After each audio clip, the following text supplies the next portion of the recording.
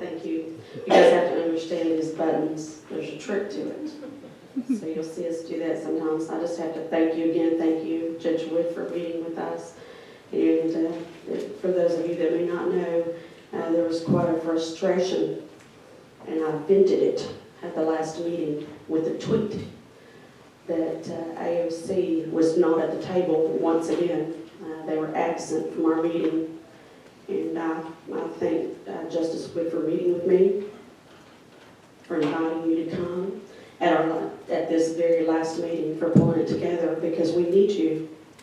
I have all respect, and I know almost all of you that are at the table. Thank you, Judge Warren. I don't know you very well. Thank you for being here. Thank you. But I think that all of you that are there know how much respect I have for the court, because you hear the cases.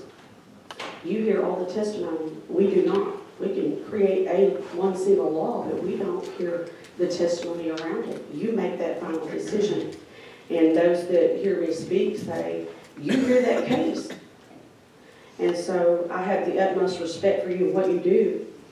And so when we hear you make that decision, you know, that one piece that we could not hear, when you make that decision, it's final, but there are things sometimes that are missing. And when we look at the agencies that come to you, all the players in the game, and the child that comes to you, they come to you sometimes in that hope for that final, the child that's old enough that will remember and come to you, and they're saying they know that's their final hope for protection.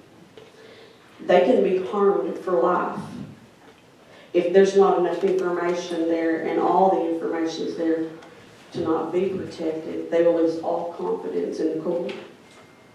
They can be harmed for life. And so we want to make sure that our agencies provide everything that they need to. And we also, though, those that know me know that if we have bad judges, they don't also ask if there's family members. We want to make sure that, for instance, all the agencies are doing their jobs. We also want to make sure that judges have confidence in them when they make the decision. We want to make sure that we have good judges. And we want to make sure that we have good legislators, that we do our jobs as well. I just don't give anybody a pass because, you know, we want to make sure all of us do our jobs. So we're proud you're here today, but Judge Arnold, because we've been doing this for 18 months, we do believe that as a team, we've all worked together. We believe that DHS has made some great changes. I mean, they've made a lot of changes, and their attitude in DHS has changed tremendously over the 18 months when we felt we had a total refusal to answer our questions at the table. A flat-out refusal on day one. We're not going to answer that. We can't answer that. Can't answer that. To working with us, to having a total, what we feel like is an attitude change. I just needed to stress that. But we've had AOC missing from the table too. They started out coming, and then they've just been flat-out missing. They're here today, and we're thankful for that. We're glad you're here, but I just needed to say a little bit about that because I wonder about the education and the information that you receive at your training. I've been to some of your functions because I'm married to a judge. So I do wonder what information you've received about those children and about them going to their parents or not to their family members, and whether or not we don't think that parents or grandparents need to be foster parents. They've been living with them for 2 years, but family members have gotten out of control and they're trying to take care of their children. If you could hear some of the egregious acts we've heard, and if you could hear that they have to become foster parents, those are the things that we think need to be changed, that we're hoping you will see a change over the coming years that we think will be true, positive changes.